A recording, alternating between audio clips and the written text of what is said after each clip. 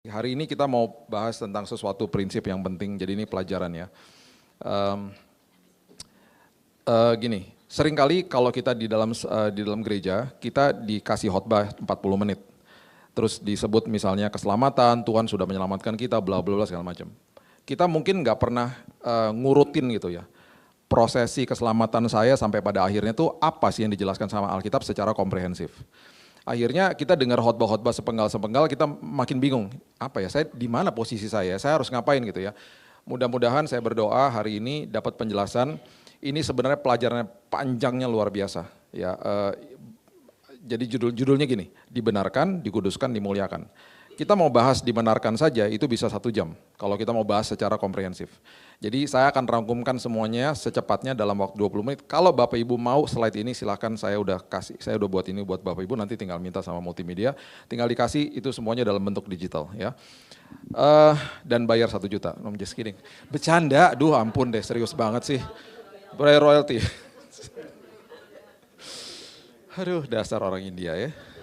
Otaknya dagang terus. Bayangin saya India, istri saya Cina, dagang-dagang kan.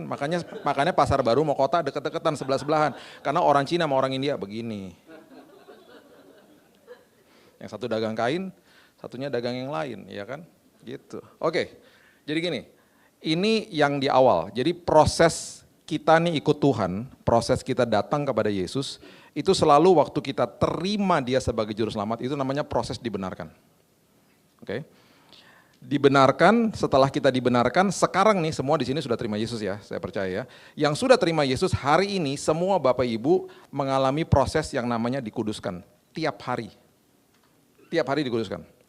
Nanti proses yang terakhir itu namanya dimuliakan, itu akan terjadi setelah nanti kita absent from the body. Jadi di titik di mana kita menutupkan mata di bumi ini, di titik yang sama, di detik yang sama kita ada di pangkuan Bapa di sorga.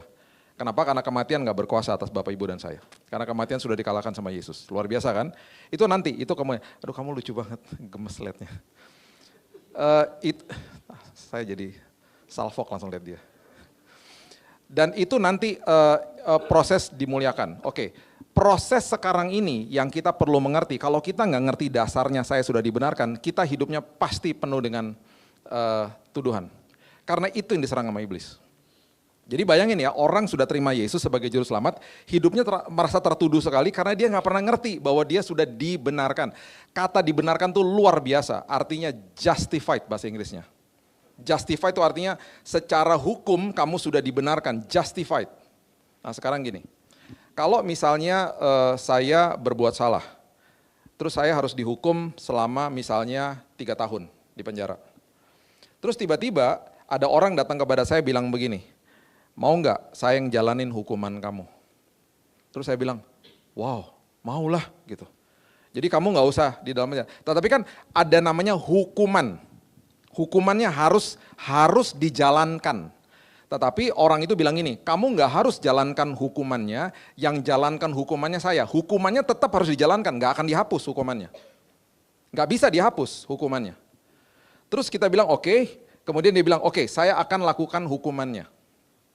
Nah, dia jalanin hukumannya 3 tahun. Di mana? Di penjara. Kita nggak di penjara loh, kita di luar kan. Nah, kapan hukuman itu selesai tuntas dilakukan, yang namanya justified, itu ketika orang itu keluar dari penjara setelah 3 tahun. Betul nggak? Betul ya? Nah, kebangkitan Kristus, kebangkitan Yesus mengalahkan kematian, itu adalah proses di mana kehidupan manusia di justified. Harusnya kita yang dihukum, yang jadi dihukum adalah dia. Yesusnya dihukum, Yesusnya ditimpakan semua dosa-dosa manusia atas dia yang menjalankan hukuman itu di kayu salib, kan upah dosa ialah maut. Dia menghadapi maut dan bahkan dia mengalahkan maut. Setelah selesai dia keluar dari kuburnya, di proses itu manusia di justified. Yang harusnya kita dihukum, hukumannya selesai. Selesai artinya, makanya di kayu salib dia bilang apa? Selesai, sudah selesai. Itu kalimat seringkali hanya dibaca begitu aja, saya masih menjumpai orang Kristen yang hidupnya di dalam tuduhan demi tuduhan. Hidupnya di dalam penghakiman demi penghakiman. Bahkan, Pak tolong ke rumah saya Pak. Kenapa? Tolong doakan masih ada kutuk keturunan. Kutuk keturunan? Dari mana kutuk keturunan? Kamu anak Tuhan, sudah percaya Yesus, sudah, tapi masih ada kutuk keturunan, Pak, kami perlu dilepaskan. Sedih saya dengar kayak gitu-gitu. Selesai artinya tidak ada penghakiman, tidak ada penghukuman, tidak ada penuduhan, tidak ada kutuk keturunan, selesai udah. Kalau masih mau percaya sama gitu-gituan ya terserah dia lah. Nah orang yang masih diganggu adalah orang yang biasanya masih simpen-simpen jimat gitu-gitu di rumahnya. Ya diganggu lah sama iblis, simpen-simpen kuasa gelap, main-main sama kuasa gelap. Ya jelas aja hidupnya terganggu ya. Oke, mudah-mudahan selesai dalam waktu yang singkat, kalau enggak nanti Bapak Ibu tinggal baca sendiri. Saya sengaja tulis kata-kata ini supaya Bapak Ibu bisa belajar juga nanti kalau ambil ini ya. Dibenarkan berkaitan dengan pernyataan Allah tentang orang berdosa. Ya, bukan perubahan apapun dalam diri orang berdosa. Ya, setelah dibenarkan tidak menjadikan seseorang itu kudus. Itu hanya menyatakan dia tidak bersalah di hadapan Allah karena itu diperlakukan sebagai orang kudus. Ya, perubahan yang sesungguhnya. Jadi waktu terjadi di awal itu hukumannya diambil semuanya kita dibenarkan, tetapi kemudian terjadi begini, perubahan yang sesungguhnya menuju kekudusan dalam diri orang berdosa terjadi melalui proses pengudusan. Proses pengudusan sekali lagi kita nggak bisa menguduskan diri kita sendiri. Yang menguduskan diri kita itu adalah Tuhan setiap hari, kita nggak akan pernah bisa sempurna. Tidak akan bisa sempurna. Nanti mungkin ada pertanyaan kalau saya bisa duluan kasih tahu, mungkin ada kalimat-kalimat di Alkitab yang membingungkan. Misalnya gini, kamu harus kudus, kamu harus sempurna, itu bahasa Alkitabnya. Karena Tuhanmu sempurna, ya kan? Matius 5:48 kalau nggak salah. Itu kita pasti stres bacanya, saya harus sempurna, gimana saya sempurnanya enggak. Itu bahasa aslinya, makanya harus dibuka bahasa Inggrisnya, bahasa aslinya. You shall be perfect. Itu kalimat bahasa Inggrisnya. Kamu akan disempurnakan karena Tuhanmu sempurna, gitu loh. Jadi terus kalimat lagi yang susah-susah yang misalnya kita suka salah ngerti. Kamu harus mengerjakan keselamatanmu. Kita berpikir saya harus berupaya supaya saya nanti dapat keselamatan. Tidak, kita sudah dapat keselamatan. Mengerjakan keselamatan artinya working out, bukan working for. Working for itu berarti saya mengupayakan diri saya untuk dapat keselamatan. Udah dapat, udah dikasih. Sekarang saya mempertahankan keselamatan itu, gitu loh. Saya harus olahraga. Saya harus jaga tubuh saya misalnya. Kita harus jaga makan toh. Kalau salah makan bahaya kan? Coba makan gorengan tiap hari. Pasti jebol badannya. Nah biasanya kalau gorengan kelihatan ya. Tapi ada satu gorengan yang gak kelihatan yaitu donat. Karena kelihatannya bagus ya. Dan ada satu donat namanya triple coklat yang dijual di Dunkin Donuts. Saya suka coklat ya. Rotinya coklat, atasnya coklat, dalamnya Nutella. Saya kalau lewat Dunkin Donut, ya, saya bahasa roh biasanya. Karena si triple coklat itu dia akan panggil-panggil. Dan dia panggilnya sangat lembut dan dia biasanya begini, Bill.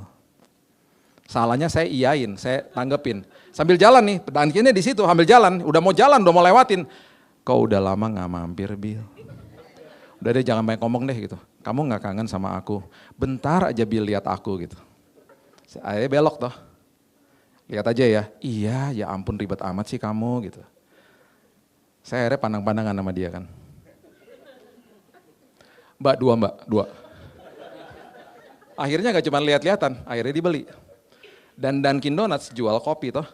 Saya pesan, Mbak sekalian double espresso, oke? Saya gigit itu Dunkin Donut, itu Nutella meleleh di mulut toh.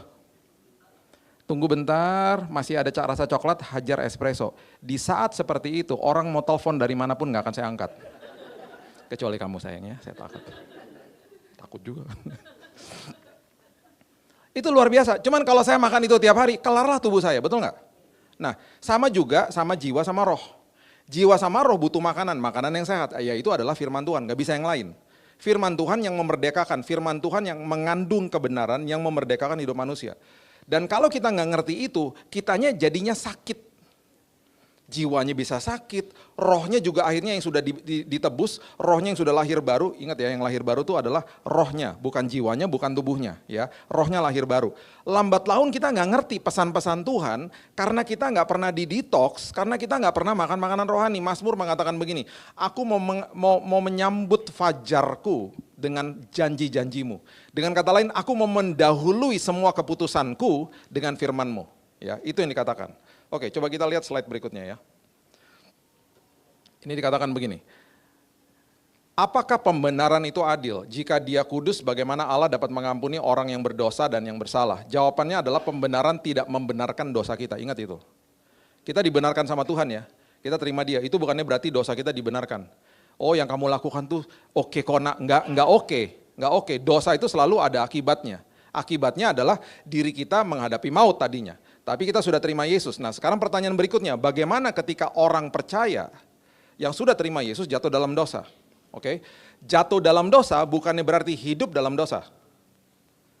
Orang ada yang sengaja hidup dalam dosa. Nah, semua dosa yang dilakukan, baik itu sembunyi-sembunyi atau yang terbuka, udah pasti akan melukai orang lain. Potensi melukai orang lain, nggak mungkin enggak. Jadi dosa itu nggak bisa dibenarkan dosanya. Ya, makanya jangan main-main sama dosa. Nah, apa akibatnya ketika orang percaya yang sudah percaya sama Yesus jatuh dalam dosa? Dosa selalu ada akibatnya. Akibat daripada dosa itu bukan hukuman Tuhan hari ini, bagi semua orang percaya. Catat itu baik-baik. Tuhan gak mau hukum manusia. Jadi Pak, kalau misalnya ada dosa terus kemudian ada akibat yang buruk, itu apa? Karena ulahmu sendiri. Contoh, saya punya teman umur 21 tahun, pengerja gereja, cowoknya WL, ceweknya pengerja gereja lah, kalau gak salah gitu. Tiba-tiba hamil di umur 21 tahun. Waktu hamil, ini anak datang kepada saya. Ya, datang kepada saya, dia bilang begini, aduh, saya belum kasih tahu orang tua, saya belum kasih tahu pendeta, saya minta pendapat gimana ya Pak, saya takut nih, kenapa?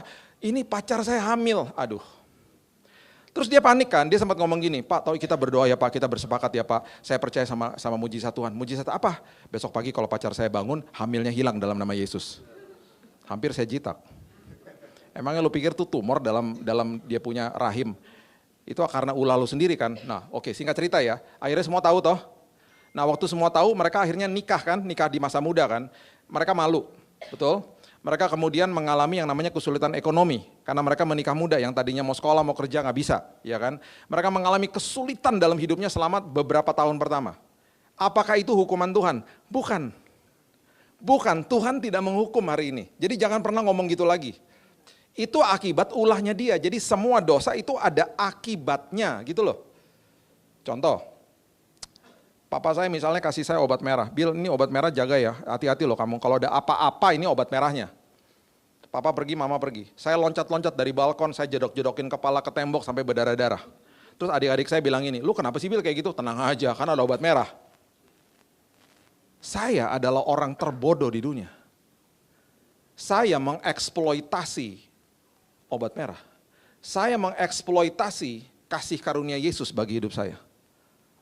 Jadi dia udah berikan keselamatan, dia berikan semua pengampunan, darahnya menghapus dan lain sebagainya. Saya bilang gini, udahlah kan ada kasih karunia Tuhan.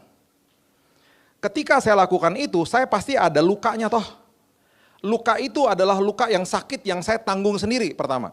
Oke deh, misalnya darah Yesusnya atau obat merahnya menutup lukanya. Besok ada boroknya kan, kelihatan sama orang. Kenapa lo baru jatuh? Yang malu siapa? Saya. Yang nanggung siapa? Saya. Yang bodoh siapa? Saya. Jangan salahin Tuhan. Jadi ini pemikiran ini harus kita mengerti dulu. Tuhan tidak menghukum saya. Makanya Roma 8 ayat 1, there is no condemnation. Itu bahasa aslinya there is no, tidak ada penghukuman, penghakiman, tidak ada penuduhan. Itu maksudnya Roma 8 ayat 1. Oke, kita terusin ya. Oke, yang berikutnya. Ini nanti Bapak Ibu tinggal baca sendiri, semuanya ada di sini. Ini awalnya nih, sebelum kita dapat memahami arti berdamai dengan Tuhan, kita harus menyadari bahwa manusia dalam kodrat alami kita adalah musuhnya Tuhan. Wow, kenapa? Karena manusia jatuh dalam dosa. Ya, karena kita mewarisi kodrat berdosa dari orang pertama kita Adam, itu sebabnya hari ini waktu kita lahir, siapapun lahir di dalam dunia ini, mereka berdosa. Statusnya berdosa, udah. Karena di awal ini. Sebab itu ayat Roma 5 ayat 12, sama seperti dosa telah masuk ke dalam dunia oleh satu orang, dan oleh dosa itu juga maut, demikianlah maut itu telah menjalar kepada semua orang loh, lihat. Karena semua orang telah berbuat dosa. Menjalar udah kemana-mana. Makanya di situ setiap manusia harus mengambil keputusan untuk menerima Yesus sebagai juru selamat. Bagaimana Pak kalau seorang anak akhirnya meninggal sebelum dia punya kesempatan untuk menerima Yesus sebagai juru selamat, dia masuk kemana Pak? Jawaban saya, Tuhan kita adalah hakim yang adil. Oke? Nanti semuanya diperhitungkan sama dia. Jadi Pak, kepastiannya masuk mana? Ya tanya aja sama Tuhan, saya bukan hakimnya soalnya, ya. Please deh. Seolah-olah kayaknya hamba Tuhan punya jawaban semuanya ya Pak. Pak, kira-kira di sorga gimana? Maaf, saya belum pernah ke sana. Kalau saya udah pernah ke sana, saya kasih tahu. Saya nggak tahu gitu loh. Tapi yang saya tahu pasti ada kepastian di dalam Kristus. Amin. By the way, kalau ada yang tanya ada pernikahan di dalam sorga, nggak ada ya. Baca Matius 22. Matius 22 itu jelas banget dikatakan di situ bahwa di dalam sorga tidak ada pernikahan. Karena Yesus dicobai sama orang-orang Saduki pada saat itu. Dicatat dengan jelas, nggak ada.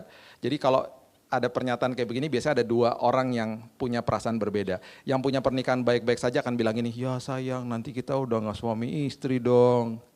Tetapi suami istri yang sedang bertengkar, enak banget nanti sorga ya. Lu bukan jadi istri gue lagi, lu bukan jadi suami gue lagi, kelar kita.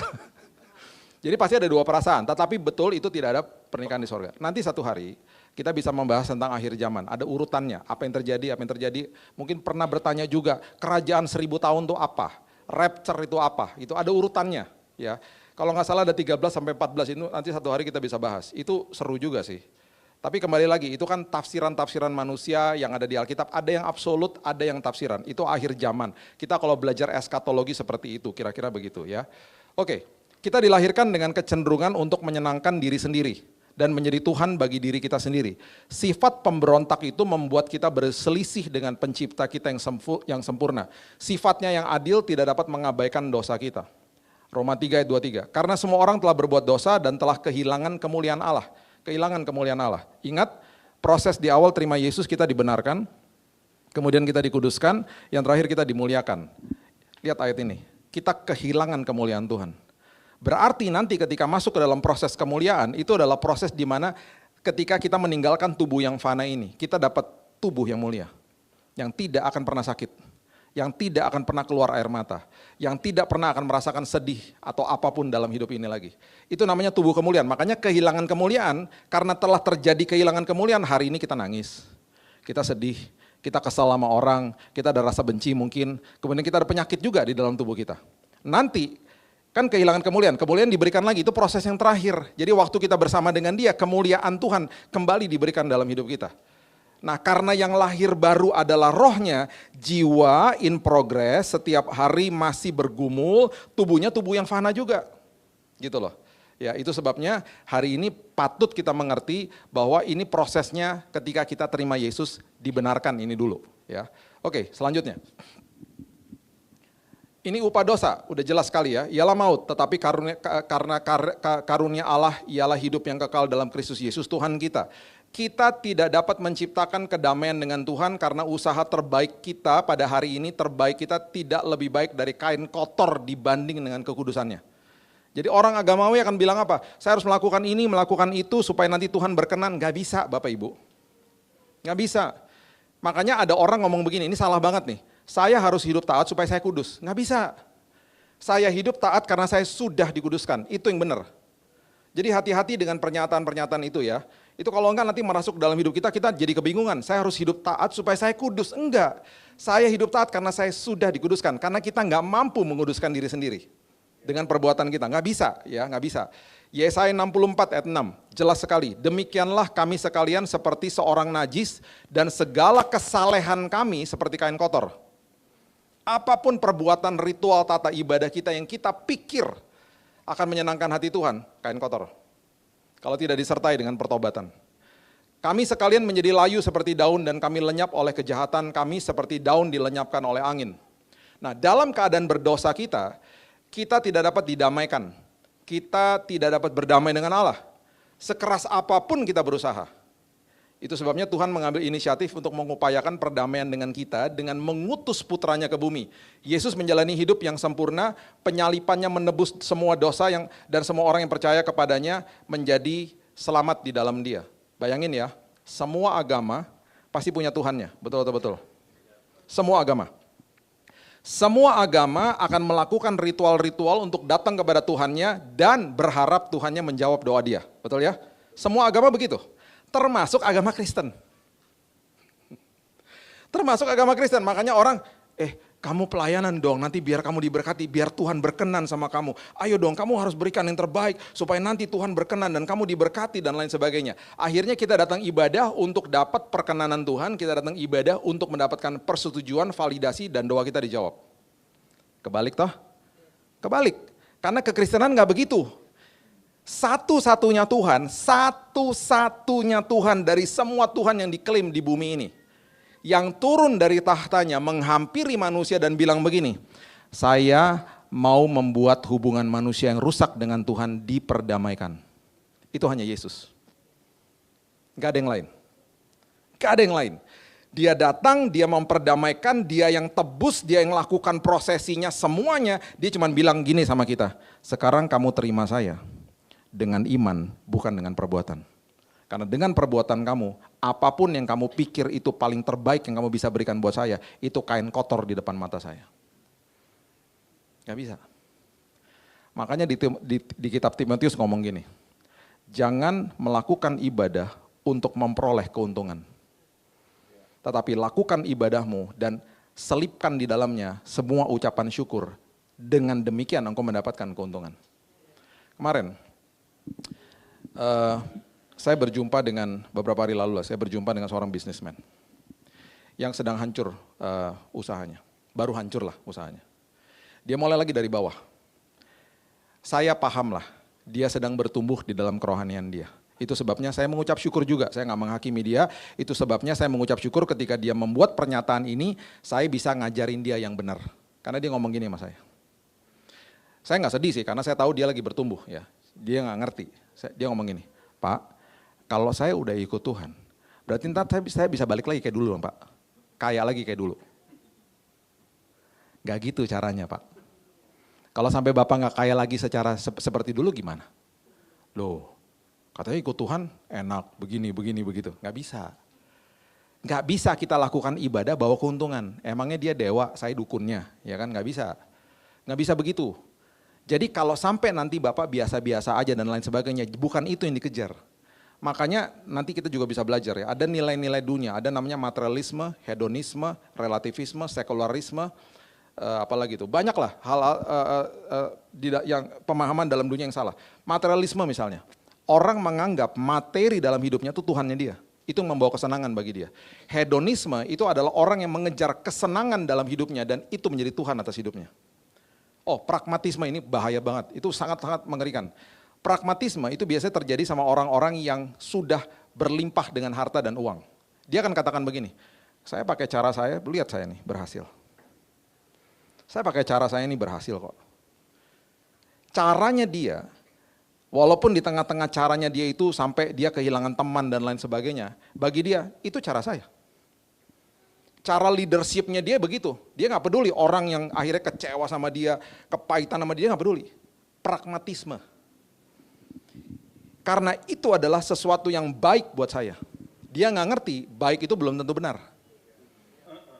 Jadi dia selalu ngomong, ya udah saya udah begitu kok caranya, bukti saya berhasil, bukti saya kaya. Makanya orang-orang seperti begitu yang bergelimpangan dengan harta, dengan jabatan, status, ketenaran dan uang, susah percaya sama Tuhan. Pragmatisme soal pikirannya. Lihat dong saya. Saya di atas segala-galanya, saya di atas manusia-manusia yang lain, saya berhasil kok.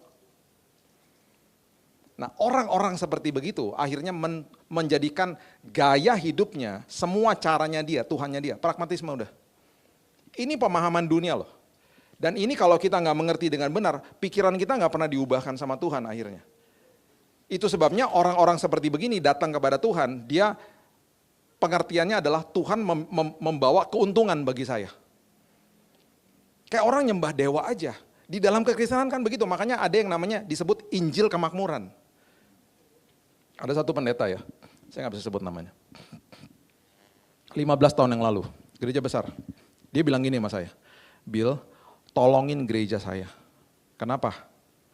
Karena saya salah ngajar. Saya bilang kenapa? Salah ngajar apa? Saya terlalu banyak ngajarin kemakmuran-kemakmuran, jemaat saya nggak bertumbuh. Tolong bantuin saya ngedetox pikiran mereka. Saya ngelihat sosok pribadi yang satu-satunya pernah saya jumpai selama 28 tahun pelayanan saya. Saya begitu hormat sama dia.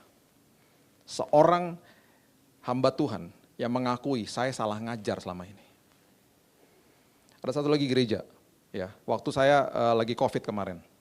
Tiba-tiba habis selesai pengambilan taping ya di gerejanya, karena kan taping terus di-upload ya di sosial media.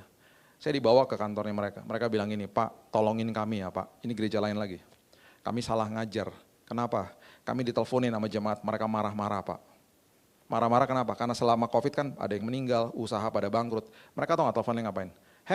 Mana? Katanya kamu Tuhan Yesus bisa memberikan ini, memberikan itu. Mana? Mereka melihat Yesus itu sebagai dewa. Dewa udah. Mana? Saya udah kasih ini, saya udah kasih perpuluhan saya. Mana kamu katanya suruh gini. Mana katanya Tuhan tolong, Tuhan nggak tolong tuh keluarga saya mati. Ayo. Pemahamannya ngawur semuanya. Siapa bilang ikut Tuhan terus nggak ada pergumulan dalam hidup ini? Selama kita hidup di dalam dunia yang penuh dengan kegelapan, hal-hal buruk bisa saja terjadi. Bisa aja terjadi. Tetapi kita adalah orang-orang yang merdeka dalam hidup ini. Karena kita punya kepastian kemana kita pergi nantinya. Hidup ini cuma 70 kalau kuat 80 tahun. Di detik kita masuk ke dalam kekekalan, pasti banyak orang yang akan mengatakan begini, nyesel ya aku dulu banyak komplain. Kalau aku tahu hari ini kekekalan segini indahnya, ngapain dulu aku komplain ya? Kita kan nggak bisa lihat kekekalan nanti. Kita hidup cuma sementara loh, 70 kalau kuat 80 tahun, Mazmur 90 ayat 10. Ajari aku menghitung hari-hariku, supaya aku bertindak bijaksana. Supaya aku berpikir bijaksana. Rugi makanya orang yang tidak mengucap syukur dalam hidupnya. Rugi. Kehilangan banyak hal, kehilangan banyak momen akhirnya. Itu yang Alkitab sedang ajarkan kepada kita, ya. Oke, kita teruskan.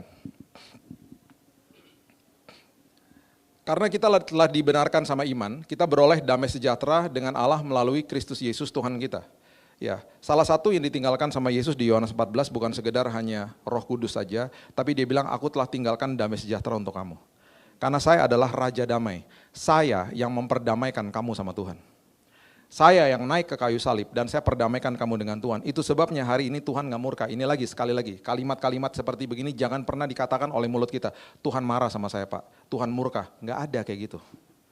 Itu kalimat yang paling salah. Udah nggak ada, Tuhan tidak marah, Tuhan tidak murka. Tuhan mendisiplinkan anak-anaknya. Ketika dia disiplin anaknya, bukan dia marah. Dia nggak marah sama kita, dia nggak murka sama kita. Kita dikasihi sama dia. Itu Tuhan kita. Jadi kita harus ngerti dulu prinsip ini. Prinsip saya sudah diperdamaikan dengan Tuhan saya. Roma 5 ayat 1. Sebab itu kita yang dibenarkan karena iman, kita hidup dalam damai sejahtera dengan Allah oleh karena Tuhan kita Yesus Kristus. Jelas. Jelas sekali. Titus 3 ayat 5. Pada waktu itu dia telah menyelamatkan kita. Bukan karena perbuatan baik yang telah kita lakukan.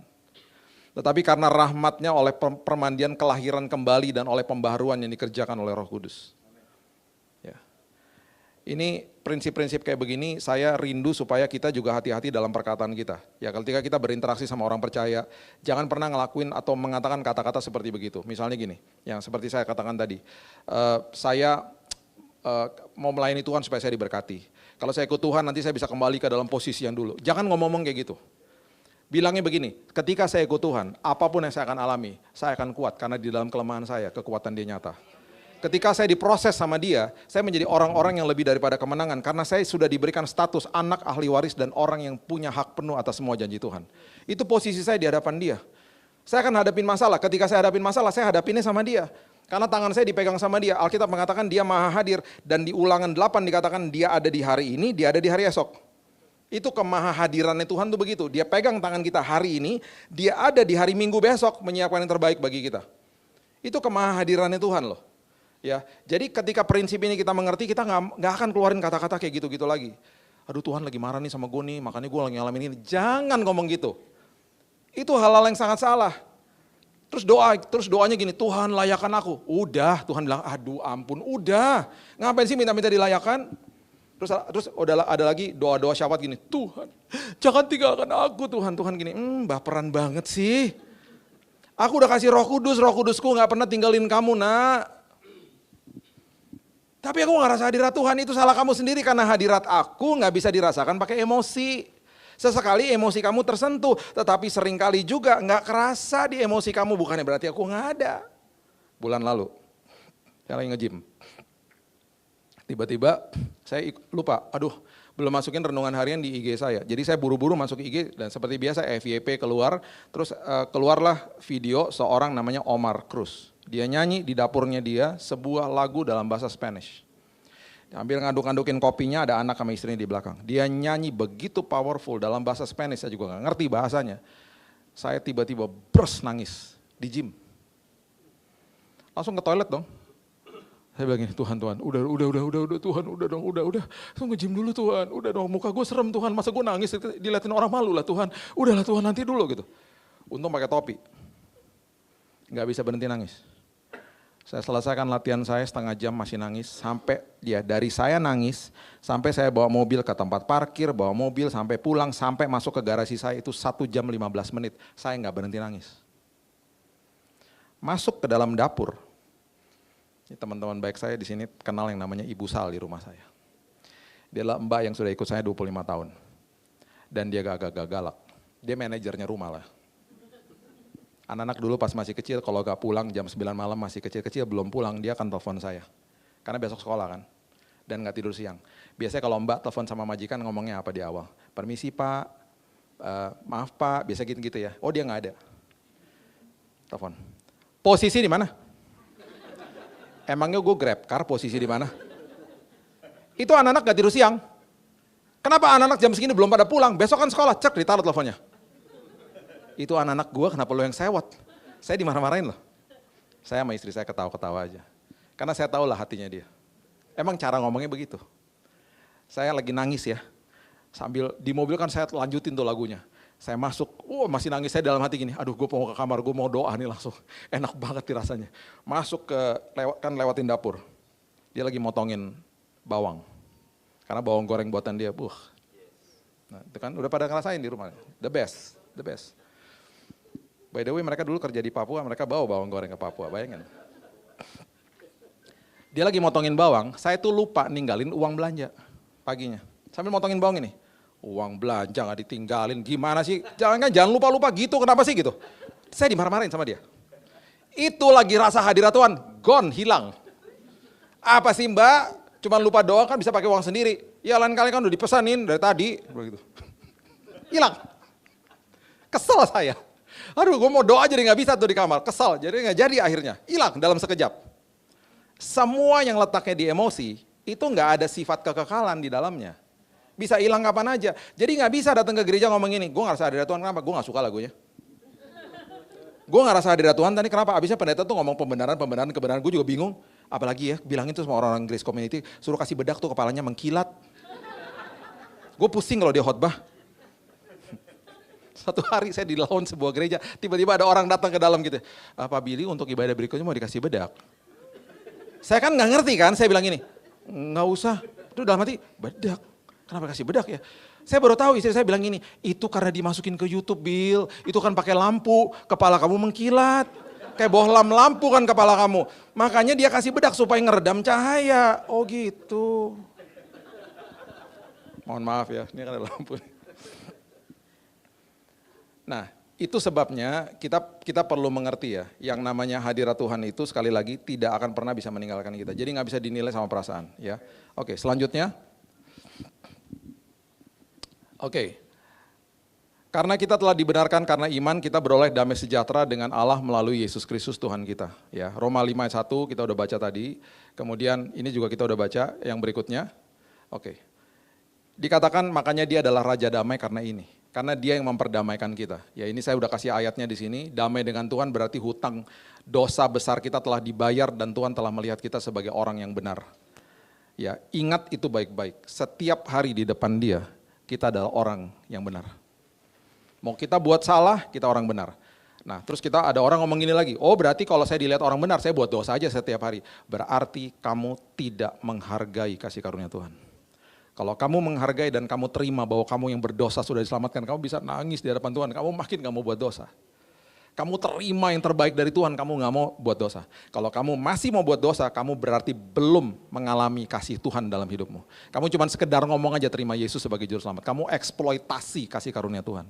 Tapi kalau betul-betul kamu terima dia, dan kamu tahu kamu tuh adalah sebuah, istilahnya sampah lah, sampah dunia, yang diangkat jadi anaknya dia. Kamu makin gak mau buat dosa. Itu maksudnya. Ya.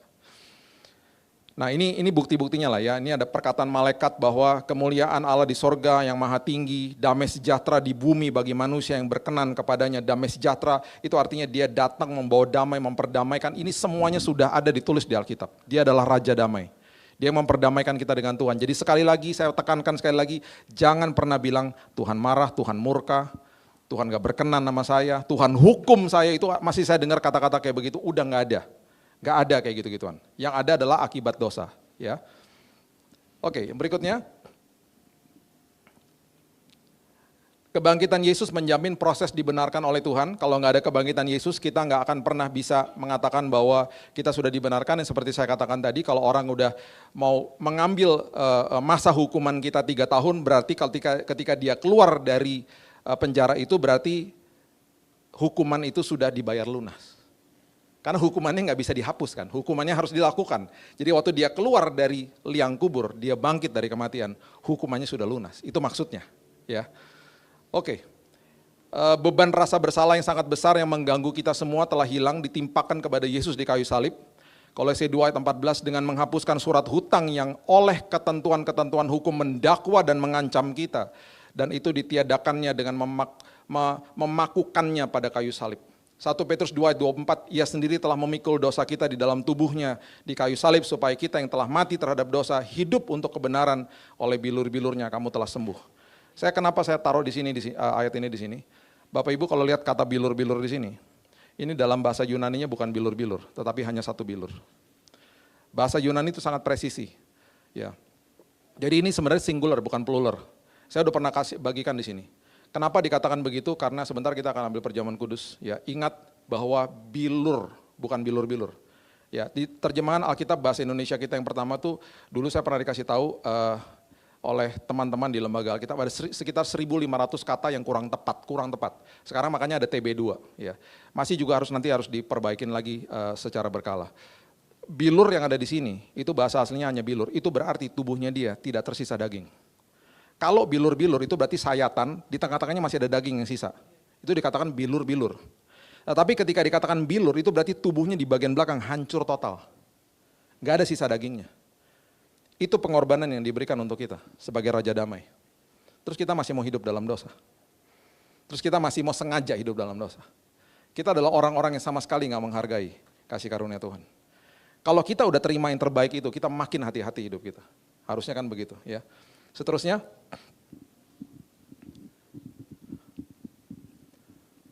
we are no longer enemies, but beloved children. Ya, di 1 Yohanes 3 ayat 2, saudara-saudaraku yang kekasih, sekarang kita adalah anak-anak Allah, tetapi belum nyata apa keadaan kita kelak. Akan tetapi kita tahu bahwa apabila Kristus menyatakan dirinya, kita akan menjadi sama seperti dia, sebab kita akan melihat dia dalam keadaannya yang sebenarnya. Ini adalah proses glorifikasi, nanti ketika kita melihat dia, tubuh kita digantikan yang tubuh yang penuh dengan kemuliaan Tuhan, dan lain sebagainya akan terjadi dalam hidup kita. Peace with God means consciousness are cleared.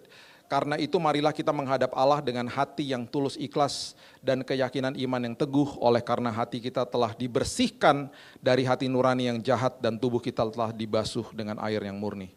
Kalau kita makin mengerti ini, hati nurani kita akan dibersihkan, kita makin mengerti kebaikan Tuhan dalam hidup kita. Oke, selanjutnya. Ini proses yang kita alami sekarang ini, saya nggak akan lama-lama di sini. Ya. Proses pengudusan itu terjadi ketika kita sudah terima Yesus, setiap hari sekarang kita dikuduskan. Karena gini, waktu saya terima Yesus sebagai juru selamat, waktu Bapak Ibu terima Yesus, semua kebiasaan buruk yang dulu belum tentu langsung hilang. Itu proses. Sampah-sampah dunia di-detox. Nah, gimana detoxnya saya udah katakan tadi, hanya bisa lewat firman Tuhan. Gak bisa lewat yang lain, karena itu makanan yang paling sehat. Makanan menentukan kondisi tubuh kita. Makanan buat roh dan jiwa menentukan kondisi roh dan jiwa kita. Ya. Selanjutnya, pengudusan posisi dan pengudusan progresif. Saya cuma mau kasih tahu ini kepada kita. Setiap hari kita dikuduskan, betul. Secara posisi kita langsung dikuduskan. Secara posisi, anak, ahli waris, dan orang yang punya hak penuh atas semua janji Allah ada di Roma 8 ayat 17. Dan Efesus 1 ayat 4-5 dengan jelas mengatakan, sebab di dalam Dia Allah telah memilih kita sebelum dunia dijadikan, supaya kita kudus dan tidak bercacat di hadapannya. Dalam kasih Ia telah menentukan kita dari semula oleh Kristus Yesus untuk menjadi anak-anaknya sesuai dengan kerelaan kehendaknya. Ya. Pengudusan progresif, Ini berkala, Roma 12 ayat 1 dan 2, pembaharuan budi, itu yang seringkali kita bahas di tempat ini. Jadi secara posisi saya sudah jadi anak, tetapi secara progresif pengudusan itu tiap hari saya dikuduskan nama dia. Perubahan karakter, sekolah kehidupan. Dan jangan pernah lupa, badai kehidupan adalah salah satu sekolah kehidupan. Jangan keluar dari badainya, berarti kita keluar dari kelasnya. Jadi kalau ada badai, ingat dia jalan sama kita, dia ada di perahu kehidupan kita. Hadapi sama dia, karena ada sesuatu pelajaran pasti dia mau ajarkan kepada kita. Jangan bolos, jangan kabur, jangan selesaikan badainya, biarkan sampai selesai. Itu adalah progressive sanctification. Kita dikuduskan dengan belajar sekolah kehidupan. Lagi lewatin masalah, hadapi aja sama dia. Nanti ada pelajaran yang kita akan belajar di situ. Dan ingat, jawaban doa itu menjadi percuma kalau selama menunggu jawaban doa, hidup kita nggak diubahkan Tuhan. Itu artinya progressive sanctification. Percuma kita akhirnya nggak ngalamin sekolah kehidupan, kita nggak ngalamin pengudusan, kita nggak mengalami yang namanya pembaharuan budi, kalau kitanya senantiasa bersungut-sungut dan cuman kita kejar jawaban doa. Makanya saya pernah katakan di tempat ini, orang agama Kristen kejar jawaban doa karena agamawi. Orang Kristen pengikut Yesus mengejar penyertaan Tuhan selagi menunggu jawaban doa. Beda kan levelnya ya. Itu yang terjadi makanya. Oke. Berikutnya. Ini ayat-ayatnya saja saya kasih tahu semuanya di sini, nanti Bapak Ibu tinggal baca aja ya. Ini adalah proses sekarang yang namanya pengudusan setiap hari, sekali lagi kita dikuduskan sama dia, bukan kita menguduskan diri sendiri. Ya, selanjutnya, kita tidak, nah ini dia, ini penting nih. Kita tidak perlu terus-menerus mengaku dosa untuk berdamai dengan Tuhan. Yesus melakukannya di kayu salib ketika kita percaya. Orang yang benar-benar lahir baru hidup dalam sikap pertobatan yang berkelanjutan agar dosa tidak berakar dan menajiskan mereka lagi. Yesus menjawab katanya, Yohanes 3 ayat 3, aku berkata kepadamu sesungguhnya jika seorang tidak dilahirkan kembali, ia tidak dapat melihat kerajaan Allah. Jadi kalau sudah dilahirkan kembali, itu jaminan kita dapat meterai keselamatan dari Tuhan. Pertanyaan ini penting sekali, makanya banyak orang bilang gini, kalau saya buat dosa saya harus minta ampun sama Tuhan. Betul, betul, betul. Tetapi minta ampun sama Tuhan supaya kita lepas daripada hukuman dosa, itu adalah posisi awal waktu tadi kita bahas, kita dibenarkan. Dibenarkan berarti saya dilepaskan dari hukuman dosa. Proses pengudusan itu adalah saya dilepaskan dari yang namanya kuasa dosa. Saya ulang ya, terima Yesus, justification, dibenarkan yang tadi, kita dilepaskan dari hukuman dosa karena ada pribadi yang menjalankan hukumannya untuk kita. Karena hukuman dosa itu maut. Proses pengudusan hari ini yang kita sedang lewati setiap hari, kita sedang diambil semuanya kuasa dosa yang tadinya merengut dan menjalar dalam hidup kita dan mengikat kehidupan manusia. Itu mulai dicabut sama Tuhan. Kuasa dosa, bukan hukuman dosa. Itu proses pengudusan hari ini. Ya, itu yang terjadi. Jadi ketika jatuh dalam dosa, ini hanya apa ya? Ini hanya nasihat. Mau doa minta ampun dosa juga nggak apa-apa. Cuman ini kalau saya begini. Jadi pikiran saya itu selalu mau kepada salib Yesus. Jadi saya bilang ini, Tuhan, aku kemarin buat salah. Makasih ya Tuhan, dosaku sudah diampuni. Kalau saya begitu doanya. Jadi fokusnya saya adalah karyanya Yesus sudah selesai di kayu salib. Dengan mengatakan itu, saya akhirnya tidak merasa tertuduh, saya merasa makin hati-hati dalam hidup saya. Beda, ini kalau saya ya, saya kan cuma kasih tahu pengalaman saya. Kalau saya, Tuhan ampun dosa aku, Tuhan aku rasa bersalah Tuhan, gini. Nggak apa-apa juga. Tapi saya lupa akhirnya sama karyanya dia. Nggak apa-apa, minta ampun nggak apa-apa, Tuhan aku buat salah kemarin, nggak apa-apa. Tapi kemudian harusnya dilanjutin, Tuhan makasih ya. Bahwa dosaku sudah diampuni. Dosaku sudah dihapus sama Tuhan. Kalau kita cuma doa minta ampunan dosa, kita seringkali akhirnya jadi rasa tertuduh dalam hidup kita. Karena kita juga harusnya conscious sama cross, sama salibnya Yesus yang sudah memberikan semuanya. Jadi minta ampun oke, tapi abis itu bilang makasih ya Tuhan. Tuhan aku sadar bahwa dosaku sudah dihapus sama Tuhan. Itu akhirnya membuat kita makin sadar, makin hati-hati gak mau buat dosa. Ya. Oke, selanjutnya. Oke, ini terakhir ya proses glorification. Jadi nanti di nafas terakhir kita di bumi ini, ketika kita tutup mata di detik yang sama kita bangkit di pangkuan Bapa di sorga. Maka oleh karena itu hati kami senantiasa tabah, meskipun kami sadar bahwa selama kami mendiami tubuh ini kami masih jauh dari Tuhan. Jadi nanti ketika proses dimuliakan, semuanya akan betul-betul mengalami sesuatu yang luar biasa, karena di dalam hadiratnya Dia tidak akan ada lagi yang namanya duka, tidak akan ada lagi yang namanya air mata, bahkan penyakit. Ya. Selanjutnya. Oh selesai, oke, sudah. Saya nggak lama-lama di bagian itu karena yang paling penting tadi justification sama sanctification. Ini proses akhir dan nanti kita bisa bahas lagi tentang akhir zaman. Oke, masih ada beberapa waktu, kita bisa tanya jawab sebentar. Sekali lagi sebagai moderator, tugas dan tanggung jawab saya adalah untuk memastikan bahwa saudara bisa bertanya dengan tepat sehingga juga nanti jawabannya juga tepat. Saya nggak akan menambahkan apapun juga supaya juga pemahaman kita yang belok-belok jadi lurus ya Pastor ya. Yang tadinya salah tafsir jadi benar tafsirnya. Habis nafsir, naksir. Naksirnya sama kebenaran firman Tuhan gitu maksudnya. Oke, dari tempat ini dulu deh. Dari tempat ini dulu apakah ada pertanyaan? Dari 3 hal tadi yang sangat penting kita belajar tentang dibenarkan, dikuduskan, dan dimuliakan. Kalaupun ada, silakan saudara mengangkat tangan saudara. Ada mic yang disediakan oleh teman-teman tim panitia untuk saudara bisa nanti bertanya. Dan semuanya ini akan terekam sehingga saudara nanti juga bisa melihat kembali di YouTube. Belajar kapanpun, dimanapun, bersama siapapun juga. Silakan. Sembari juga kita Pastor, nanti akan ada pertanyaan dari teman-teman yang bertanya di online, di YouTube. Kami juga akan bisa membaca dan memantaunya nanti di layar. Oke, Pastor, ada satu hal sementara mungkin Anda berpikir tentang sebuah pertanyaan yang sangat sulit untuk dijawab sama Pastor Billy nanti ya. Tapi saya ada satu hal aja nih Pastor, jadi sepertinya ya banyak banget kita yang berpikir bahwa banyak kok orang yang lebih baik daripada kita gitu ya. Banyak yang wah kayaknya hidupnya dermawan, suka memberi, rajin menabung gitu ya. Dan bahkan bahagia-bahagia aja gitu. Tapi kenyataannya nggak percaya sama Yesus. Gitu ya, sekali lagi hidupnya baik-baik banget, tajir melintir, melipir kemana-mana nggak perlu mikir gitu ya. Tapi hidupnya di luar Yesus, nggak punya Yesus. Nah bagaimana sih sebetulnya keadaan mereka itu, apakah mereka bisa dibenarkan? Oke, proses dibenarkan itu hanya kepada orang yang menerima Yesus sebagai juru selamat. Dia mengambil keputusan untuk menerima Yesus sebagai juru selamat. Menerima Yesus sebagai juru selamat, menerima keselamatan itu hanya bisa dengan imannya dia kepada Yesus, bukan dengan perbuatannya dia. Jadi dia menyatakan, Tuhan saya terima engkau sebagai juru selamat atas hidupku, ubahkan hidupku. Di detik itu dia dibenarkan sama Tuhan, dia mengalami proses yang namanya justified. Semua dosanya dia bukan sekedar ditutup tapi dihapus. Di zaman perjanjian lama itu imam besar kalau masuk ke dalam ruang maha kudus, imam besar hanya sebagai perantara saja antara Tuhan dengan manusia. Dan yang bisa bertemu dengan hadirat Tuhan itu hanya imam besar. Manusia kan nggak bisa ya. Itu semuanya dijelaskan di Imamat 16. Nah ketika dia masuk ke sana itu di hari pendamaian, makanya namanya hari pendamaian. Bayangin Yesus itu melakukan pendamaian sekali untuk selamanya. Nah imam besar harus melakukan itu sekali setahun.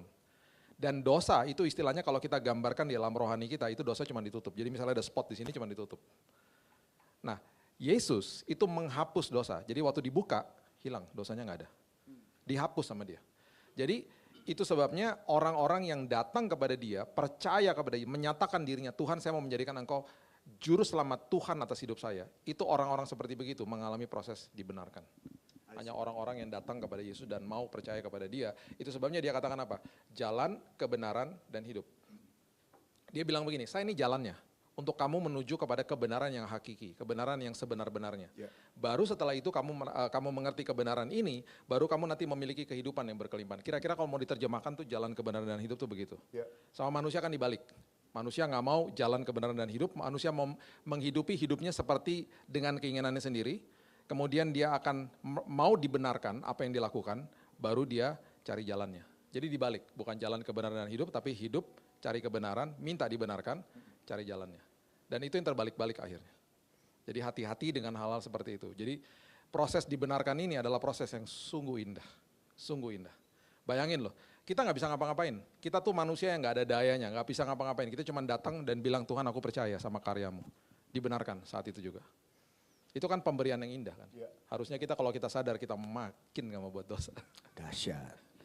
Jadi memang sebetulnya kesentralisasian daripada apapun yang kita hidupi dan lakukan dengan mensentralkan Yesus dalam kehidupan kita. Bukan kepada apa yang kita lakukan. Yes. Itulah yang terpenting ya Pastor. Yes. Bahkan tadi Pastor juga bilang bahwa menyembah, berdoa, beribadalah bukan supaya diselamatkan. tapi karena sudah diselamatkan. Ini kayaknya satu hal yang perlu digarisbawahi sekali karena jangan sampai kita terjebak melakukan sesuatu supaya diselamatkan. Jadi bersyukur sekali buat pengajaran yang sederhana tadi dan kita layak untuk berikan apresiasi. Tepuk tangan dong saudara. Ayo kita mau bertanya lagi kepada rekan-rekan semua. Ya silakan Om. Tolong mic-nya dikasih. Sebentar Om, ada mic-nya Om. Oke, supaya suara Om yang merdu terekam. Bisa terdengar sampai ujung. Halo Pak Billy, saya mau nanya itu karena banyak pertanyaan-pertanyaan dari teman-teman aku. Itu ada pengertian, sekali selamat, tetap selamat. Nah, itu saya tuh bilang, keselamatan itu harus dijaga, harus diraih. Tapi kalau kita sudah diberikan keselamatan, tapi kita mengabaikan keselamatan itu tidak ada lagi. Itulah pertanyaan saya, apakah benar sekali selamat tetap selamat? Terima kasih, Pak Billy. Oke, ini pertanyaan yang sungguh bagus dan banyak menjadi pertanyaan banyak orang. Sekarang saya balik lagi begini, sekali selamat itu berarti orang itu betul-betul nggak dia mau diselamatkan sama Tuhan. Dia terima Yesus sebagai juru selamat atas hidupnya atau tidak, ya kan? Nah, waktu orang-orang seperti begini, apakah bisa kehilangan keselamatan? Banyak yang kita saksikan orang-orang yang sudah selamat meninggalkan Yesus, terang-terangan. Itu yang namanya mendurhakakan Roh Kudus. Terang-terangan meninggalkan Yesus, udah tahu kebenaran, udah paham tentang kebenaran, sudah terima Yesus, sudah menghidupi hidup, sudah mengalami dan bahkan bersaksi, dan terang-terangan karena misalnya pernikahan, karena misalnya hal-hal yang lain, jabatan misalnya penting, ya bagi dia penting kan itu kan, dia meninggalkan Yesus, meninggalkan kebenaran. Orang seperti itu, saya percaya dia bisa kehilangan keselamatannya, karena dia meninggalkan terang-terangan, meninggalkan Yesus. Seperti itu Pak. Tapi orang yang sudah terima Yesus sebagai juru selamat, betul-betul dia terima Yesus ya, dia diselamatkan hidupnya, apapun yang terjadi sama hidupnya, dia sudah dibenarkan sama Tuhan. Nah, masalahnya dia nantinya hidupnya berkualitas, kualitasnya sama dengan orang yang lain, itu tergantung pribadi masing-masing. Karena ada orang yang hidupnya betul-betul menjaga, ada orang yang juga hidupnya ya kurang menjaga dalam hidupnya. Nah, itu pergumulan dia dengan Tuhan. Banyak orang ngomong begini sama saya, orang udah jadi orang Kristen, dia masuk ke dalam rumah bordil, ya kan? Dia main sama wanita, kemudian dia keluar ketabrak truk mati, masuk neraka nggak Pak? Jawaban saya sederhana, saya bukan Tuhan. Karena dia adalah hakim yang adil toh. Ya. Dan sekali lagi, ini pengertian juga yang harus kita pahami adalah begini.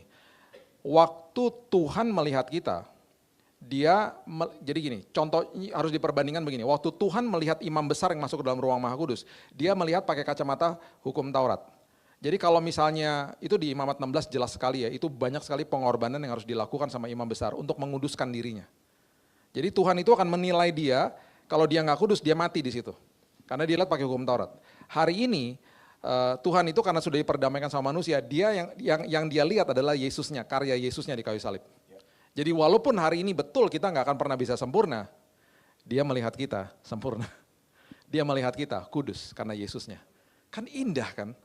Posisi kita udah seperti itu, jadi harusnya sikap hati kita ngerti bahwa Tuhan, makasih ya Tuhan aku dikuduskan, makasih aku sudah disempurnakan. Kita kan makin hati-hati dong sama tubuh yang ini yang adalah bait Roh Kudus, saya gak mau lah kotorin hidup saya dengan dosa. Jadi sekali lagi saya pernah ajarkan di tempat ini berkali-kali, terima dulu baru bisa memberi kebaikan kepada Tuhan. Terima, ini kan harus diterima nih, terima kebaikan Tuhan. Kita terima, kita mengerti saya sudah terima kebaikan Tuhan, akhirnya kita bisa memberikan yang terbaik yang sudah kita terima. Saya nggak bisa kasih botol minum ini kalau saya nggak punya kan botol minum ini kan. Saya bisa kasih yang terbaik kalau saya sudah terima yang terbaik. Jadi ini adalah pengertian supaya kita belajar menerima yang terbaik dari Tuhan. Kira-kira begitu. Terjawab Om.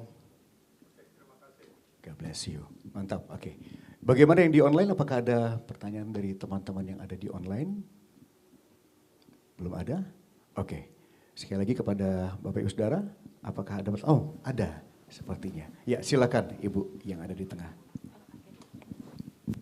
Ya, selamat sore Pastor. Saya mau nanya ini, kita kan Kristen ini sudah mengenal Yesus dari lahir atau kita dibesarkan dengan dibicarakan bahwa kita itu terima Yesus. Yesus itu di Kristen dan Katolik.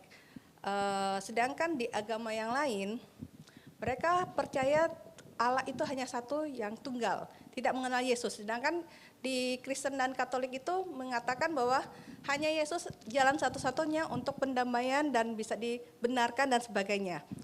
Nah, maksud saya adalah bagaimana mereka tidak mengenal Yesus kan, mereka hanya percaya Allah yang tidak terlihat. Kalau demikian, apakah mereka bisa seperti kita yang dibenarkan oleh Tuhan itu atau yang sudah diselamatkan bisa menerima jadi seperti apa, bisa masuk surga atau sebagainya, itu satu. Karena mereka tidak mengenal Yesus seperti kita mengenal Yesus gitu. Yang kedua adalah bagaimana kita menginjili mereka biar mereka itu bisa percaya Yesus, karena mereka hanya mempercayai Allah atau ilah, apakah itu Islam, Buddha, dan Hindu atau Konghucu, seperti itu. Pertanyaan saya, gimana cara menginjili mereka dan bagaimana mereka bisa menerima Yesus sedangkan mereka tidak mengenal itu. Tapi mereka beribadah dan sama seperti kita dengan ibadahnya mereka masing-masing, dan mereka juga berbagi kasih dan berbuat kebaikan kepada sesama. Seperti itu. Oke, terima kasih pertanyaannya sangat-sangat baik dan menjadi pertanyaan banyak orang. Sekali lagi yang seperti kita bahas tadi, Yesus itu satu-satunya jalan, kebenaran, dan hidup. Satu-satunya dia. Ya, jadi kalau dia mengatakan itu adalah kenapa? Karena dia adalah satu-satunya Tuhan yang turun dari tahtanya, menjelma jadi manusia, dan penjelmaan sebagai manusianya itu di dalam prosesi seperti itu dia menebus dosa kita. Satu-satunya Tuhan yang menebus dosa manusia dan catat ini baik-baik, menjamin keselamatan kita, itu hanya Yesus. Amin. Jadi kita sebagai orang percaya bisa mengatakan saya pasti masuk sorga kalau saya sudah terima Yesus sebagai juru selamat, karena saya sudah diperdamaikan dengan Bapa di sorga. Kita sudah tahu masa depan kita seperti apa. Kita nggak lagi berdoa supaya kita masuk sorga. Kita tahu bahwa saya akan diterima di pangkuan Bapa di sorga ketika saya terima Yesus sebagai juru selamat. Karena itu adalah janjinya dia, kita dimeterai, kemudian simbol daripada meterai itu salah satunya juga Tuhan memberikan Roh Kudus yang ada di dalam kita. Itu makanya dikatakan Roh Kudus itu meterai, ya kan? Nah, bagi orang-orang yang tidak percaya, saya selalu katakan salah satu cara penginjilan adalah kamu terima Yesus sebagai juru selamat.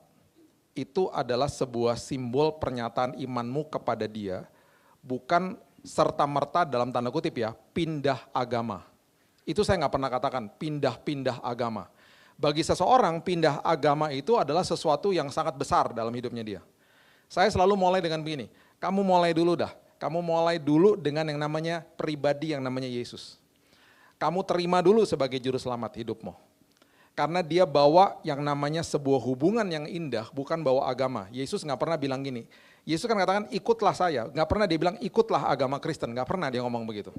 Dia nggak pernah ciptakan agama Kristen. Agama Kristen adalah, agama itu adalah kepercayaan yang dilembagakan. Semua kepercayaan kepada Tuhan yang dilembagakan namanya agama. Masih banyak loh kepercayaan-kepercayaan yang belum dilembagakan, yang masih ada di hutan-hutan. Ada sekelompok orang percaya sama satu pohon, ada sekelompok orang yang percaya sama sebuah misalnya matahari, tapi itu belum dilembagakan, yaitu kepercayaannya mereka, itu namanya kepercayaan. Kita juga punya kepercayaan di awal waktu kekristenan baru timbul, itu adalah kepercayaan kepada Yesus. Makanya ikut Yesus, pengikut Yesus itu disebut orang Kristen. Makanya orang agama Kristen dengan orang Kristen beda. Orang agama Kristen ya orang yang melakukan ritual, ibadah dan lain sebagainya. Orang agama Kristen belum tentu loh dia orang Kristen. Karena orang Kristen adalah orang yang mengikut Yesus. Pengikut Yesus. Makanya saya katakan dari awal tadi, orang agama Kristen kejar jawaban doa, nggak salah. Oke-oke aja, tapi pasti kecewa.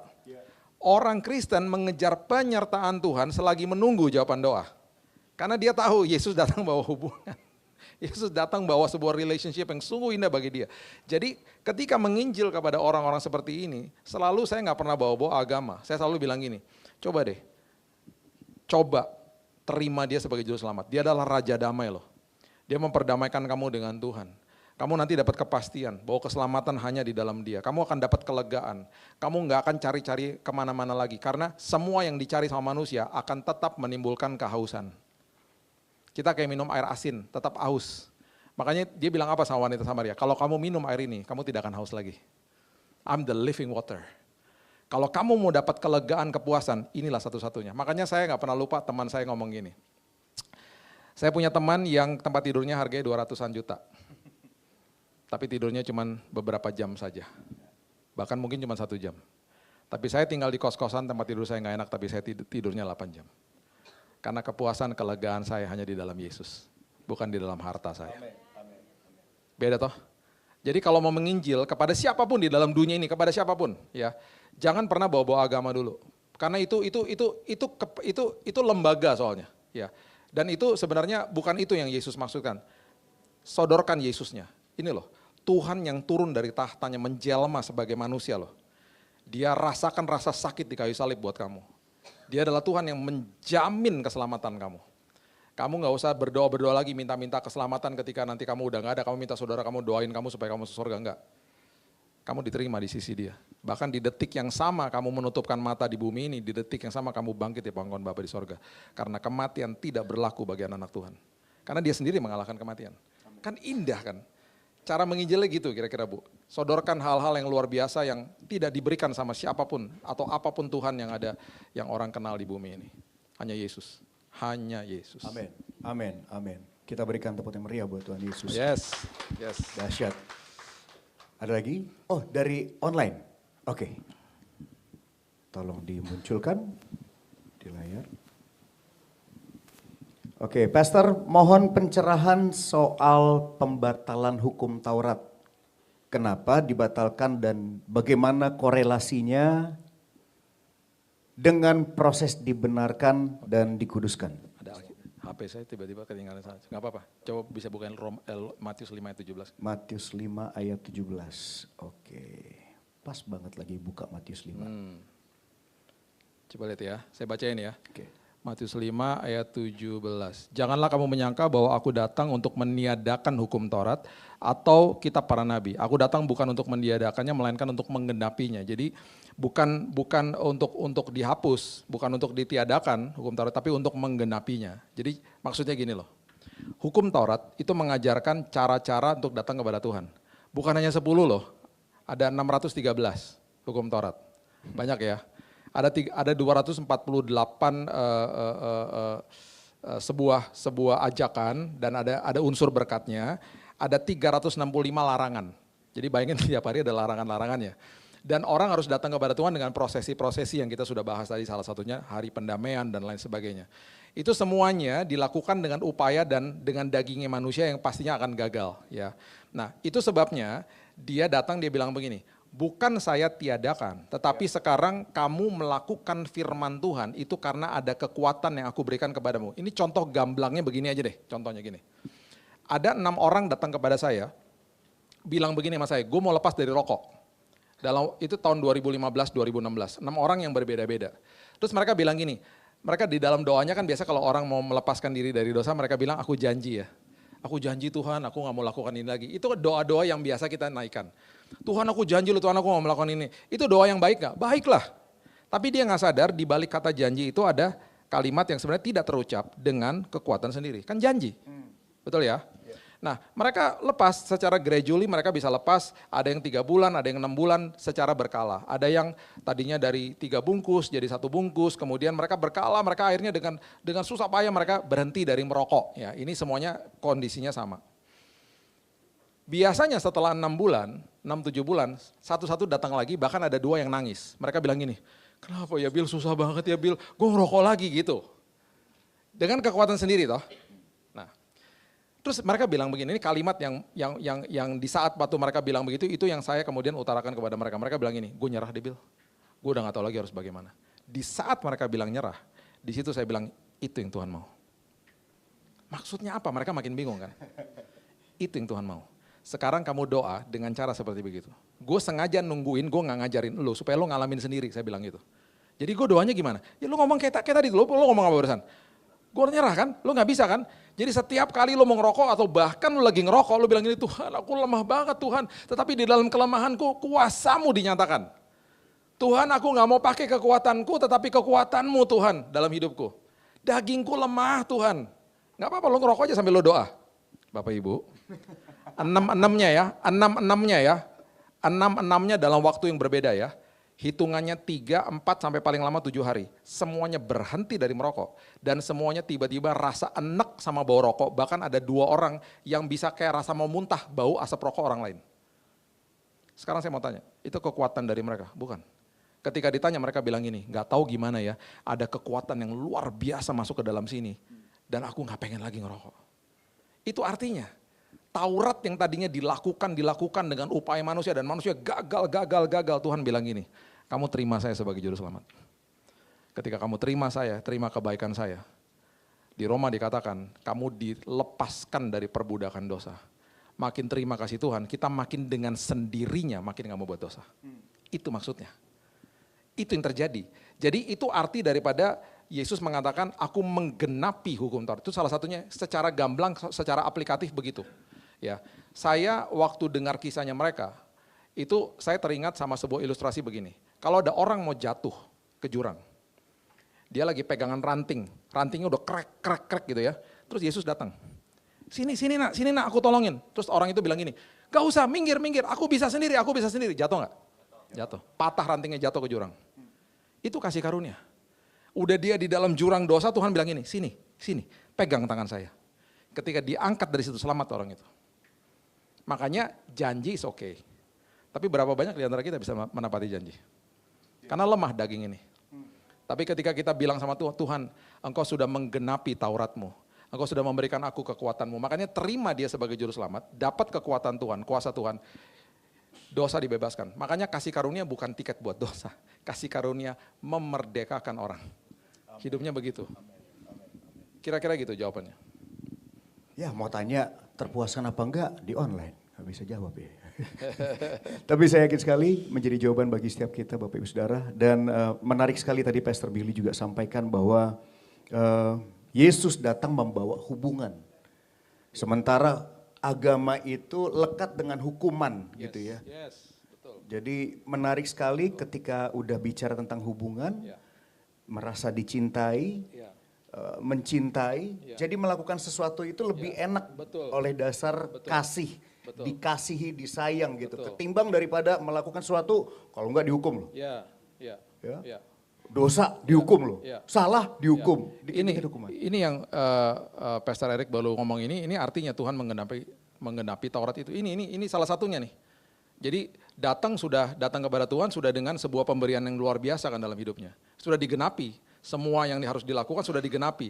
Taurat yang harus dilakukan sudah digenapi di kayu salib. Jadi kita sekarang hanya terima dia sebagai juru selamat dan lahirlah sebuah kebaikan dalam hidup kita. Melakukan kebenaran karena terima dia. Yang dia lakukan sama agama kan kebalik-balik kan. Akhirnya begitu. Iya. Dahsyat.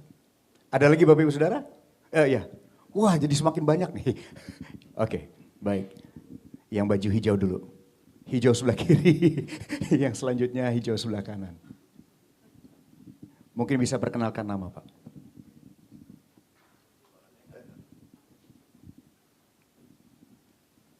Cek ya. Pastor Billy, saya Anthony. Mau tanya, saya emang sempat bingung tentang OSAS itu ya, one saves, always saves atau enggak gitu ya. Sekali selamat tetap selamat atau enggak, saya sempat pindah-pindah gereja, beda-beda doktrin.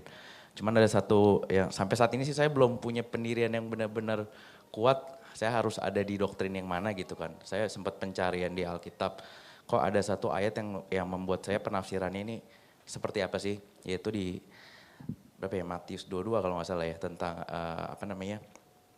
hal kerajaan sorga itu seperti raja yang mengundang pesta perkawinan gitu ya. Diundang pertama buat orang-orang tertentu, nggak ada yang mau datang gitu kan. Diundang kedua kali akhirnya buat semua orang. Pemahaman saya pikir yang pertama mungkin buat orang-orang terpilih bangsa Israel mungkin. Kalau pemahaman saya salah tolong dikoreksi Pastor. Yang kedua adalah diundang kedua kalinya ke semua orang, tapi ada satu orang yang ditemukan di pesta perkawinan itu dia tidak menggunakan pakaian pesta lalu diusir. Kemudian kan ayat akhirnya kan yang dikatakan bahwa itu tentang neraka ini kesannya, di dalam dibuang ke tempat gelap dan kertak gigi kan seakan-akan tentang neraka gitu. Kemudian saya berpikir apa sih artinya memakai pakaian pesta itu? Apakah pakaian pesta itu artinya usaha manusia untuk pakai pesta menghormati Tuhan? di dalam kerajaan di perkawinannya itu, jadi kita harus hidup kudus dengan usaha manusia, ataukah pakaian pesta adalah pemberian dari raja itu sendiri? Thank you, Pastor. Wah, keren banget. Pertanyaannya keren. Ini berarti baca dengan teliti, luar biasa ini. Baru aja kita bahas beberapa minggu lalu di teman-teman juga. Oke, gini, waktu anak terhilang pulang ke rumahnya, ada 3 elemen yang diberikan sama bapaknya. Ingat apa? Baju ya, jubah ya, terus dikasih cincin, sama dikasih sepatu ya, sendal atau sepatu ya. Nah itu ada lambangnya. Sepatu itu lambang sonship, di bawah dia itu adalah anak. Ring atau cincin itu lambang otoritas Tuhan. Jubah itu lambang kebenaran. Saya nggak punya waktu untuk bahas itu semuanya. Kalau nggak salah itu ada di YouTube saya di bagian pembahasan tentang 2 anak terhilang. Bukan 1 anak terhilang, dua-duanya terhilang. Yang sulung juga terhilang di dalam rumah. Nah jubah itu adalah jubah kebenaran. Nah orang yang masuk ke dalam pesta itu adalah orang yang menolak. Jadi datang kepada Tuhan hanya sebagai merasa bahwa Tuhan itu hanya sebagai sosok dewa yang bisa menjawab atau memberikan keuntungan makan malam itu. Dia tetap tidak mau menerima Yesus sebagai juru selamat. Karena ada orang yang menyusup seperti begitu. Ikut-ikutan ke dalam gereja, ikut-ikutan masuk ke dalam sebuah pesta yang indah bersama dengan Yesus yang kita bisa gambarkan. Dan kemudian dia mau dapat untungnya saja, dia tidak pernah mau menerima Yesus sebagai juru selamat atas hidupnya. Itu yang dimaksudkan. Jadi jubah itu melambangkan jubah kebenaran. Karena selalu Alkitab mengatakan the robe of righteousness namanya. Selalu begitu, dari perjanjian lama sudah dibahas di kitab Yesaya dan seterusnya. Dan sampai waktu dia memberikan perumpamaan kepada orang Farisi tentang 2 anak yang terhilang itu. 3 elemen itu adalah 3 elemen keselamatan. Dan itu sudah pernah saya eksposisikan di YouTube saya. Itu ada ceritanya lah di situ, ada kisahnya. Jadi itu adalah the robe of righteousness. Jadi ada orang yang datang memikir bahwa datang kepada Tuhan untuk membawa keuntungan. Itu maksud yang tadi saya jelaskan. Dia tidak pernah mau terima Yesus sebagai juru selamat atas hidupnya dengan sungguh-sungguh. Bukannya dia cuma ikut-ikutan aja. Jadi dia nggak pernah mengenakan jubah keselamatan. Dia tidak pernah mengalami proses dibenarkan, maksudnya begitu. Jadi ada orang yang nyusup tetapi tidak pernah mau mengalami proses dibenarkan. Itu artinya. Jadi itu pertanyaan yang sangat-sangat bagus karena itu hidden gem itu di dalam Alkitab yang seringkali orang baca bisa bingung. Kenapa udah diundang masuk kan harusnya semuanya dong diterima dong. Ternyata ada yang seperti begitu. Jadi setiap kali kita membaca tentang jubah itu selalu membahas tentang jubah kebenaran. The robe of righteousness. Itu masuk ke dalam kategori yang pertama tadi, dibenarkan oleh Tuhan. Kira-kira begitu. Dahsyat. Masih ada lagi dari online? Oh sebentar ya, ada. Silakan ya baju hijau, silakan Ibu. Mohon perkenalkan diri.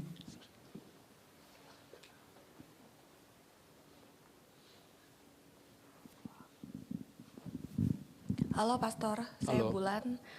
Mau tanya, apakah jika kita sudah terima Yesus, ketika kita mati sudah pasti mengalami pengangkatan atau masuk ke langit baru, bumi baru? Jika ya, apakah nanti kita akan diadili di sana?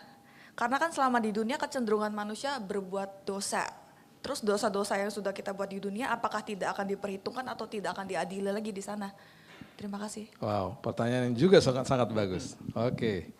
Jadi gini, nanti ada pelajaran lagi tentang akhir zaman, nanti ada eskatologi itu, nanti mungkin kita bahas tentang urutan-urutan apa yang terjadi setelah pengangkatan, kemudian ada apa-apa yang terjadi ya. Nah, pengadilan, saya mulai dari ini dulu deh. Pengadilan bagi orang percaya dan orang yang tidak percaya itu berbeda tempatnya, Bu. Pengadilan kita adalah pengadilan tinggi Kristus. Itu bagi orang-orang percaya. Kita diadili di situ bukan dilihat dosanya apa segala macam, bukan. Karena kita sudah diselamatkan. Kita terima Yesus, kita sudah diselamatkan sama Yesus. Jadi bukannya berarti ibu diselamatkan, kita diselamatkan, besoknya kita bebas dari melakukan dosa. Kita dibebaskan dari dosa, tetapi bukannya berarti besok kita nggak berbuat dosa, ya kan? Kita tetap aja nggak akan pernah bisa sempurna. Kita nggak ngelakuin apa-apa, dalam pikiran kita salah juga udah dosa, ya kan? Tapi itu semuanya sudah dihapus sama Tuhan dan setiap hari Dia melihat kita sempurna dan dikuduskan, itu tiap hari. Makanya tadi kita belajar proses namanya sanctification, dikuduskan tiap hari, ya. Nah nanti ketika kita berjumpa dengan Tuhan, kita berdirinya tuh di dalam tahta pengadilan Kristus namanya. Itu semua orang percaya di situ.